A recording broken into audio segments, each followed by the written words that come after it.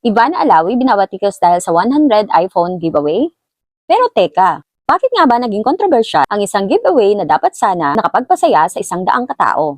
Kamakailan lang ay inanunsyo ni Ivana Alawi ang pamimigay ng 100 iPhone units, isang giveaway na sinasabing nagkakahalaga ng milyon-milyong piso. Marami ang natuwa, pero may isang catch na napansin ang ilang netizen. Isa sa mga mechanics para magkaroon ng chance na manalo ay ang pag-follow sa isang social media account ng isang online gambling platforms na ini-endorse ng aktres. At dito nagsimula ang matinding debate. Sabi ng mga kritiko, dahil milyon ang followers ni Ivana, maaaring ma-expose ang maraming tao, kabilang ang mga kabataan, sa online gambling promotion. May ilan namang nagsasabing legal ang endorsement, sarili niyang pera ang ginamit sa giveaway at nasa responsibilidad ng bawat individual kung susubok sila ng gambling platform. Pero, ang mas malaking tanong, kapag isa kang celebrity or influencer na may milyong-milyong followers, hanggang saan ang iyong responsibilidad sa mga produktong ini-endorso mo? Dahil sa panahon ngayon, hindi lang produkto ang iyong pinopromote.